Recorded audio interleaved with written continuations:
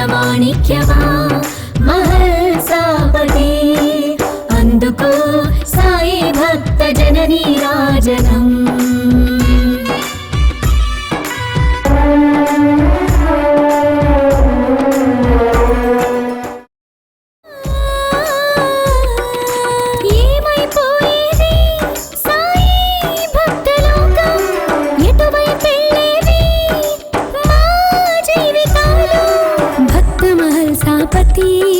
నీవు లేకపోతే సాయి ప్రస్థానం ముందుకు సాగేదా? సాయి దేహానికి రక్షకుడవైన నీవు సాయి భక్త లోకానికి ఆదర్శం. భక్తమాణిక్యమా మహల్సాపతి అందుకో సాయి భక్త జననీ రాజనం.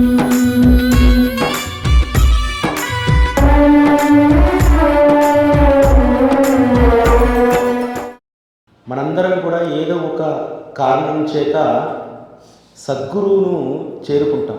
కానీ మన జీవితంలో అన్నింటికీ లక్ష్యాలు ఉంటాయి. కానీ మనం ఆరాధించేటువంటి సద్గురువే కావచ్చు, దైవమే కావచ్చు, వారి పట్ల మనం లక్ష్యాన్ని ఎంపిక చేసుకోవడంలో మనం ఎంత ఫెయిల్యూర్ అవుతున్నామనేటువంటి దానికి నిదర్శనం ఏమిటో తెలుసా?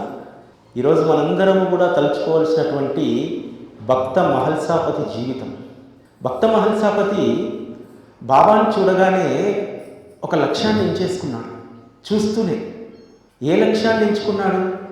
ముగ్గురు స్నేహితులు, ఒకరు అప్పాజోగ్లే మంచి భూస్వామి, ఇంకొకరు కాశీరామ్ షింపి వస్త్ర వ్యాపారం చేస్తూ డబ్బు సంపాదిస్తున్నారు. మహల్సాపతి ఒక సాధారణమైనటువంటి కంసాలి. ఆ కంసాలి పని ద్వారా ఒక చిన్న కుగ్రామంలో ఏ ఉపాధి లేదు. అనువంశికంగా వచ్చినటువంటి ఖండోబా, పూజారి, అర్చకత్వం, ఇవే దమ్మిడి ఆదాయం లేదు. కానీ అప్పాజోగ్లేతో, కాశీరామ్ షింపితో విడదీయనటువంటి అనుబంధం, మంచి స్నేహం. షిరిడీకి చాలామంది సాధువులు వచ్చేవాళ్ళు. ఎందుకంటే అది Pune to Ahmednagar, Ahmednagar to Pandharpur, Pandharpur to Akkalkot. ఎవరైనా సరే గుజరాత్ నుంచి కానీ, మహారాష్ట్రలో నాందేడ్ నుంచి కానీ, ఎక్కడి నుంచి కానీ ఎవరైనా ప్రయాణం చేసేటువంటి ప్రధానమైనటువంటి రహదారి షిరిడి. ఆ రహదారిలో అనేక మంది సాధువులు ప్రయాణించేవారు. అనేక మంది కొద్ది రోజులు షిరిడీలో ఉండేటువంటి వారు. అప్పాజోగ్లే వారికి కావలసినటువంటి, ఎవరైతే సాధువులు ఆగుతారో వారికి కావలసినటువంటి ఏర్పాట్లను చూసేవారు. కాశీరామ్ షింపి వారి స్వయం పాకానికో లేకపోతే ఇతరత్ర వేరే వ్యవహారాల కోసము వీటన్నింటి ఖర్చులు కాశీరామ్ షింపి చూసేవారు. మరి ముగ్గురు అనేక మంది మహాత్ములకు సేవ చేస్తున్నప్పుడు వారు కొంత కలిగిన వాళ్ళు కాబట్టి డబ్బు పెట్టి సేవ చేశారు. ధనాన్ని ఇచ్చారు, వస్తువుల్ని ఇచ్చారు, ఆహారాన్ని ఇచ్చారు, బసలను ఏర్పాటు చేశారు. కానీ మహల్సాపతికి ఆ అవకాశం లేదు. తను ఏ లక్ష్యాన్ని ఎంపిక చేసుకున్నాడంటే, వీళ్ళందరూ ఆహారం ఏర్పాటు చేస్తున్నారు. అప్పాజోగ్లే చిలుంలోకి పొగాకునో ఇతరత్ర సాధువులకు కావాల్సినటువంటిది కాశీరామ్ ఏర్పాటు చేస్తున్నారు. మరి నేనేం చేయాలి? ఆయన ఏర్పరచుకున్నటువంటి లక్ష్యం ఏమిటంటే సేవ. అనేక మంది సాధువులు పాదయాత్ర చేస్తూ వస్తారు కదా, వచ్చినటువంటి వారికి పాదాలు పట్టేవాడు, అనేక రకాలైనటువంటి సేవలు, మంచినీళ్ళు తెచ్చిపెట్టడం దగ్గర నుంచి వారికి కావలసినటువంటి, అంటే డబ్బుతో సంబంధం లేనటువంటి సేవ చాలా గొప్పది. ఇప్పుడు ఎవరైనా సరే మనము ఒక 100 కిలోమీటర్లు నడిచి ఎక్కడికన్నా వెళ్తే మనకు కడుపు నిండా అన్నం పెట్టడం వేరు, మన యోగక్షేమాలు అడగడం వేరు. కానీ అట్లా మంచం పైన పవలించినప్పుడు కాళ్ళు పట్టినటువంటి వారే అసలైనటువంటి సేవ చేసినట్టు. అట్లా మహల్సాపతి షిరిడీకి వచ్చేటువంటి సాధువులను, సత్పురుషులను సేవించుకుంటూ ఉన్నారు. బాబాను చూసిన తర్వాత కూడా మహల్సాపతి కలిగినటువంటి లక్ష్యం అదే. నేను బాబాకు ఏమీ చేయకపోవచ్చు, కానీ ఎప్పుడూ నిరంతరం వారి పక్కనే ఉండి వారికి సేవ చేసుకునేటువంటి భాగ్యం కలిగితే చాలు అనుకున్నారు మహల్సాపతి. తన జీవిత పర్యంతము ఆ లక్ష్యాన్నే ఎంచుకున్నారు. వారు ఎంచుకున్నటువంటి శ్రీ సాయిబాబా సేవ అనేటువంటి లక్ష్యం ఎంత గొప్ప లక్ష్యాలను చేరుకుందంటే, బాబా 1886 మార్గశిర పౌర్ణమి రోజు వారి శరీరాన్ని వదిలి, మహల్సా ఈ శరీరాన్ని 3 రోజులు కాపాడు, 3 రోజుల తర్వాత నేను రాకపోతే ఈ ద్వారకామయి 6 బయట ఉన్నటువంటి ఆ ఖాళీ స్థలంలో పూడ్చి 2 జెండాలను పాతులని చెప్తాను. భగవాన్, మీరు ఈ మాట మాట్లాడకూడదు, మీరు వెళ్తారంటే మీ ఇష్టం, వెళ్ళండి, కానీ మీరు రావడం మాత్రం ఖాయం, మీరు వచ్చేంత వరకు మీ దేహాన్ని ఇదే విధంగా నేను పరిరక్షిస్తాను అని అన్నారు. అంటే మొదట ఎంచుకున్నటువంటి లక్ష్యము ఎంత గొప్ప కార్యాన్ని సాధించడానికి అది కారణమైందో మనం అర్థం చేసుకోవాలి. అంటే మనం సద్గురువును చేరిన తర్వాత మనం ఏ లక్ష్యంతో ఉండాలి? సేవ అనేటువంటిది అనేక రకాలుగా ఉంటుంది. ఆ సేవ ఎంత ఉన్నతమైందని చెప్పి తెలియజేసుకోవడానికి ఒక్క మహల్సాపతి జీవితం చాలు. బాబా పట్ల ఉన్నటువంటి ఒక కమిట్మెంట్. అయితే మనందరం అనుకుంటాం మహల్సాపతిలాగా మనం ఉండలేము అని. మహల్సాపతి ఆ రోజు ఉన్నటువంటి పరిస్థితుల్లో వైరాగ్యం అనేటువంటి సాధనను ఎంపిక చేసుకున్నారు. ఎంపిక చేసుకొని ధనంతో ప్రమేయం లేనటువంటి అద్భుతమైనటువంటి సాయి సేవను వారు చేయడం జరిగింది. ఈరోజు ఉన్నటువంటి పరిస్థితుల్లో మనం ఎవరం కూడా మహల్సాపతిలాగా మనం ఎవరం కనీసం ఒక్కరోజు కూడా ఉండలేము. అటువంటి పరిస్థితుల్లో మనందరం మన సేవా మార్గాన్ని ఎట్లా, ఏ లక్ష్యాన్ని మనం ఆ మార్గంలో ఎంపిక చేసుకోవాలనేటువంటిది ఎవ్వరికి వారం మనం ఆలోచించాం. మహల్సాపతి జీవితాన్ని చూస్తే బాబా మహల్సాపతి స్థితిని ఎలా అర్థం చేసుకున్నారో తెలుస్తుంది. కాకాసాహెబ్ దీక్షిత్ వచ్చాడు, జోగ్ వచ్చాడు, అనేక మంది శ్యామతో సహా అనేక మందికి ఒక్కొక్క రకమైనటువంటి ఉపాసనను బాబా ఇచ్చాడు. జోగ్ చేత జ్ఞానేశ్వరి, కాకాసాహెబ్ చేత ఏకనాథ్ భాగవతము, భావార్థ రామాయణము, అనేక మంది చేత ఇంకా విశ్వసహస్రనామము శ్యామాకిచ్చి శ్యామ యొక్క మనస్సును స్థిరపడేలాగా చేశారు. కానీ మహల్సాపతికి ఒక్క సాధన కూడా బాబా చెప్పారు. ఎందుకంటే మహల్సా చేసేటువంటి సాధన ఏంటో బాబాకు తెలుసు. వైరాగ్యం అనేటువంటి స్థితిని పొంది మోక్ష సామ్రాజ్యాన్ని జయించడానికి ఎప్పుడూ కూడా సద్గురువు యొక్క చరణాల్లో నిలవై ఉన్నారు. అటువంటి వారికి మరొక సాధన ఎందుకు? ఈరోజు మనం ఇదే దాన్ని చాలా సులువైనటువంటి మార్గంలో మనం చేసుకోవచ్చు, కానీ దాన్ని మనం గుర్తించలేం. ఎటువంటి వైరాగ్యం? మహల్సాపతి బాబా వద్దకు వచ్చిన తర్వాత అంతకంటే ముందే ఖండోబా ఆదేశంతో నువ్వు ఈ స్వర్ణకారుడి యొక్క పని చేయాలా, ఇది లేకపోతే నీకు ఉపాధి ఉండదా అని చెప్పి ఖండోబా స్వప్న దర్శనించి చెప్తారు బాబా రాకంటే ముందే. అప్పటికే ఆ స్వర్ణకార వృత్తిని సైతం వదిలేస్తాడు. బాబా వచ్చేసరికి ఎంత ఫ్రీ చేస్తాడంటే ఖండోబా, మనం బాబాకు, ఈశ్వరుడికి, దత్తాత్రేయుడికి ఏ అన్ని స్వరూపాలకు కూడా భేదం లేదని చెప్పి మనం అంటాం కదా. బాబా కోసమే ఖండోబా మహల్సా స్వప్నంలోకి వెళ్ళి మొట్టమొదటిసారి చెప్పింది ఏంటంటే, ఈ అర్చకత్వాన్ని ఎన్ని రోజులు చేస్తావు? నా యొక్క ప్రతిరూపాన్ని తీసుకెళ్ళి నువ్వు ఇంట్లో కొలుచుకో. అక్కడ ఫ్రీ చేసేసాడు. తర్వాత స్వర్ణకార వృత్తి నుంచి ఫ్రీ చేసేసాడు భగవంతుడు. ఎవరి కోసం చేశాడు? మరొక పరమాత్మ షిరిడిలో అడుగు పెట్టబోతున్నాడు, ఆయన పంచన నువ్వు చేరాలి, ఆయన్నే నీకు సర్వస్వం కావాలి. నీ ఖండోబా అయినా, విఠలుడైనా, నీకు జుజూరి అయినా సరే అది షిరిడియే అనేటువంటి దాన్ని బాగా స్థిరపరిచేశాడు. దాంతో మహల్సా మనసులో మరొక ఆలోచనే లేదు. ఈరోజు మనం ముందు మాట్లాడుకున్నట్టు మనం అంత వైరాగ్య స్థితిలో మనం ఉండలేమా? చాలా సులువైనటువంటి సాధన. ఎటువంటి వైరాగ్యము? వైరాగ్యం అంటే మహల్సాలాగా బాబా పక్కన కూర్చునేటువంటి వైరాగ్యం కాదు. మనము నిత్య జీవితంలో మనం ఆర్జించేటువంటి ఒక రూపాయిలో ఒక్క 10 పైసలు త్యాగం చేసేటువంటి స్థితికి రావాలి సద్గురువు కోసం. అదే అసలైనటువంటి వైరాగ్యం. వైరాగ్యం అంటే భార్యా పిల్లల్ని వదిలేసి దీక్షలు చేయడము, లేకపోతే ఇంకెక్కడికో అరణ్యాలకు వెళ్ళడము, ఇక్కడ నాకు మనశ్శాంతి లేదు, హైదరాబాద్లో షిరిడీలో ఉంటే మనశ్శాంతి ఉంటుందని చెప్పి షిరిడీకి వెళ్ళడం, ఇది కాదు వైరాగ్యం. వైరాగ్యం అనేటువంటిది ఏంటంటే నీది అనేటువంటి దాన్ని కొంత త్యాగం చేసినప్పుడు మాత్రమే అదే అసలైనటువంటి వైరాగ్యం. ఈ వైరాగ్యం మనకు ఎంతమందిలో ఉంది? ఆ వైరాగ్యాన్ని కలిగినటువంటి వాళ్ళు నిజంగా అదృష్టవంతులు. అటువంటి అదృష్టవంతులు నాకు ఒక 400-500 మంది తెలుసు. ఒక 1000 రూపాయలు ఉంటే సినిమాకు వెళ్ళి మనందరం కూడా సంతోషంగా ఉండవచ్చు అనుకుంటాను. కానీ అదే 1000 రూపాయలు సాయి సేవకు ఇస్తే అది సద్వినియోగం అవుతుందని చెప్పి ప్రతి నెల కూడా బాబా కోసం కొంత త్యాగం చేసేటువంటి కొంతమంది మహల్సాపతులు, కొంతమంది చోల్కర్లు, కొంతమంది లక్ష్మీబాయి షిండేలు, వీళ్ళందరినీ నేను ఒక 4-5 సంవత్సరాలుగా వారి రూపాల్లో చాలామంది పేర్లు తెలుసు, నాకు రూపం తెలియదు కాదు. కానీ వాళ్ళందరినీ కూడా ఎప్పుడు వరాల సాయి మందిరంలో ఇక్కడ పూజ జరిగినా వాళ్ళ పేర్లు వచ్చినప్పుడు నా కళ్ళెదుట కనిపించేటువంటిది వాళ్ళ పేర్లు కాదు, వాళ్ళ రూపం కాదు. బాబా కోసం ఈ తల్లి బైజామాలాగా అన్నదానం అంటే ఒక్క 1000 రూపాయలు త్యాగం చేసిందే. ఈ తల్లిది కదా అసలైనటువంటి వైరాగ్యము, ఈ తల్లి కదా అసలైనటువంటి బాబా మార్గంలో ఉందని చెప్పి అప్పుడు అనిపిస్తూ ఉంటుంది. కొన్ని సందర్భాల్లో మనకు తెలియకుండానే మనం ఎంత గొప్ప సేవలో ఉంటామనడానికి బాబా కోసం చేసేటువంటి చిన్న త్యాగం, అది 100 రూపాయలైనా కావచ్చు.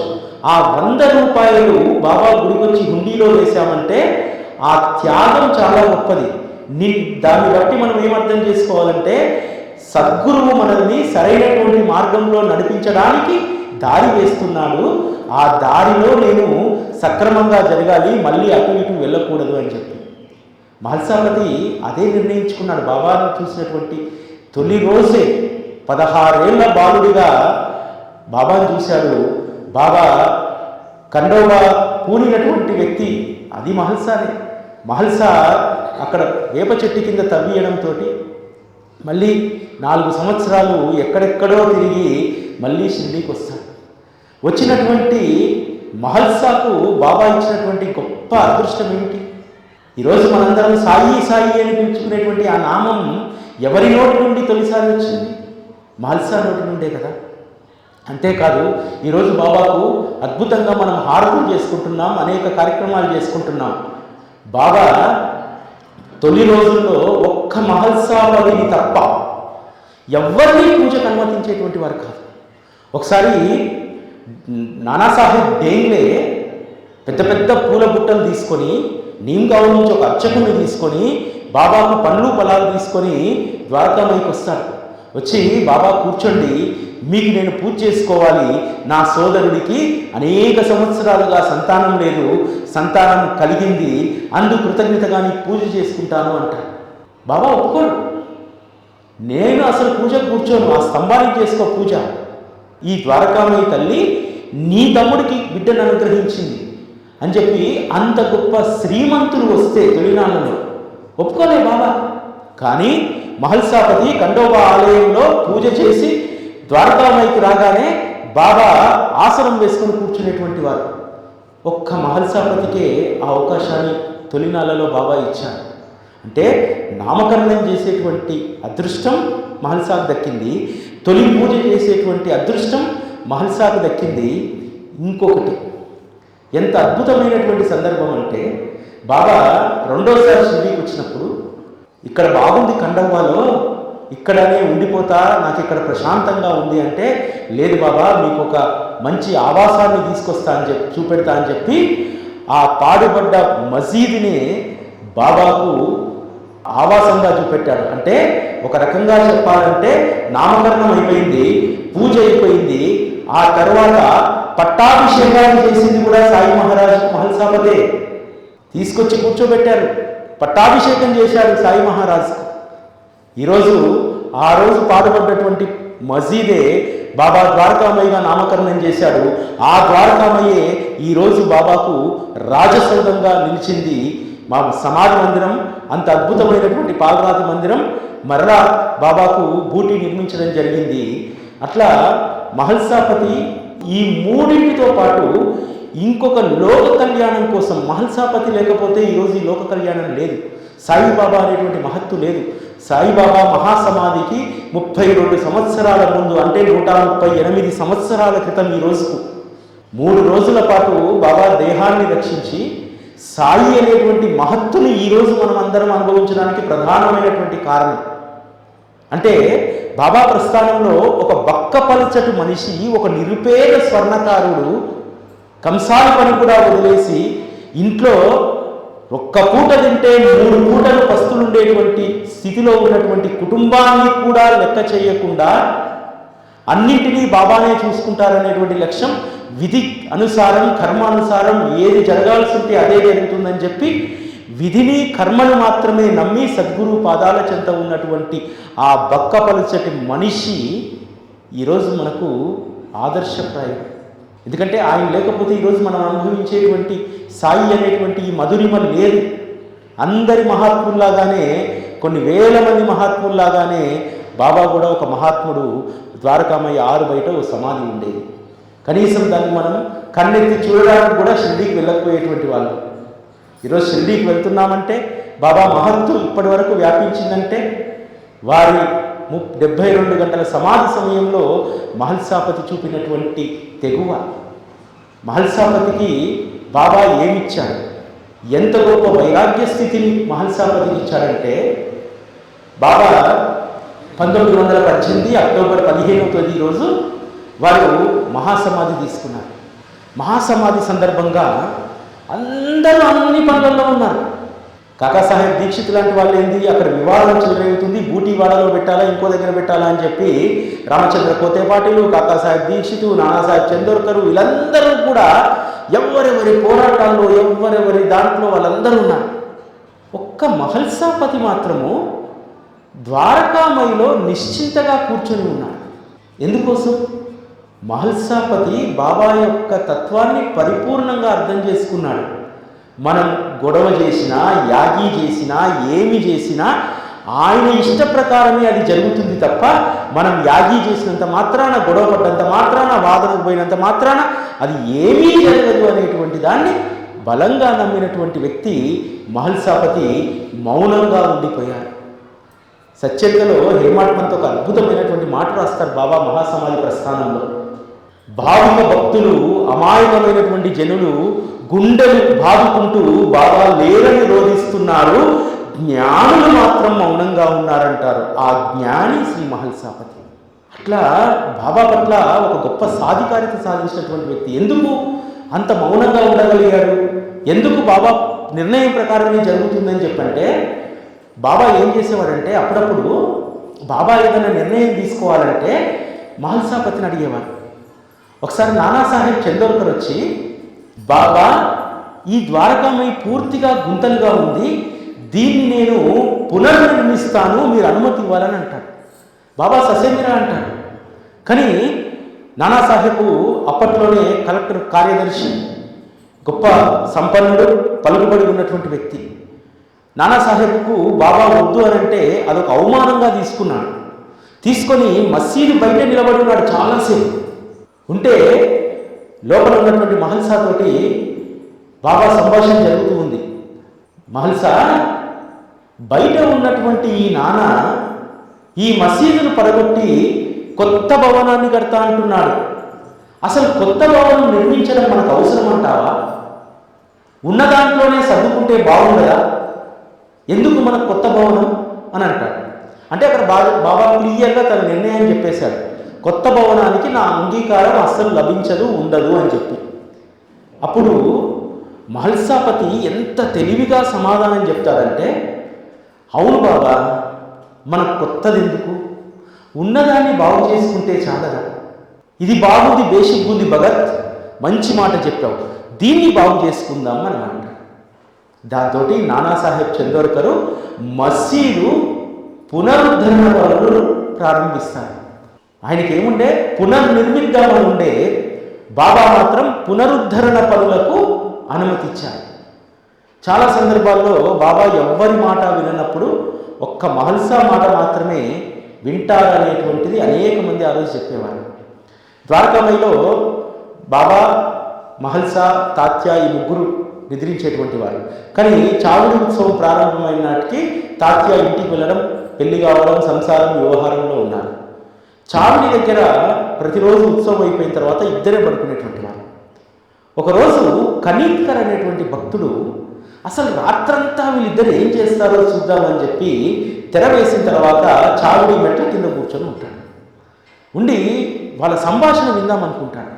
2 మాటలు వినిపించేవి, మధ్యలో సైలెన్స్. 2 మాటలు. ఒక మాట ఏమిటంటే, ఇది కరెక్టే కదా భగత్ అని బాబా అనేవారు. దాని తర్వాత మ్యూట్ ఉండేది, నిస్సంశయంగా బాబా అని ఆ 2వ పదం వినిపించేది. మధ్యలో వీరిద్దరి మధ్య ఏ సంభాషణ ఉందో ఆ సంభాషణ అసలు ఎవరికి వినిపించేది కాదట.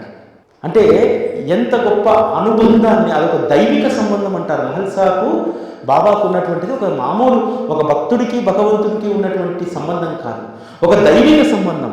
వారు అన్ని అర్ధరాత్రి దాకా ఏమి సంభాషించుకుంటారనేటువంటి కుతూహలంతో వెళ్ళినటువంటి వారికి వారు మాట్లాడుకున్నటువంటి మాటలు వినిపించలేదు, 2 మాటలు వినిపించేది. ఏమంటావు భగత్ అనేటువంటి ఒక మాట, నిస్సంశయం బాబా, నిస్సంశయం సరైందే అని చెప్పి అన్నటువంటి మాట. అంటే ఒక అనుబంధం చూడండి, ఎంత గొప్ప అనుబంధాన్ని పెనవేసుకున్నాడు కాబట్టే ఈరోజు మహల్సాపతి భగత్ అయ్యాడు, మనందరికీ కూడా ఆదర్శప్రాయుడయ్యాడు. అంతేకాదు మహల్సాపతి బాబా దగ్గరికి వెళ్ళిన తర్వాత ఎంత స్థిరంగా కూర్చుండిపోయారంటే, 3 కుమార్తెలు వివాహాలు జరగలేదు. కానీ మహల్సాపతి ప్రమేయం లేకుండానే ఒక పేద కంసాలి కుటుంబంలో ఉన్నటువంటి వాళ్ళను ఒక మంచి ఉన్నత కుటుంబం నుంచి వచ్చి సంబంధాలు వచ్చి 3 కూతుర్లు కూడా ఒక మంచి ఉన్నత కుటుంబాల్లోకి కోడళ్ళుగా వెళ్ళారు.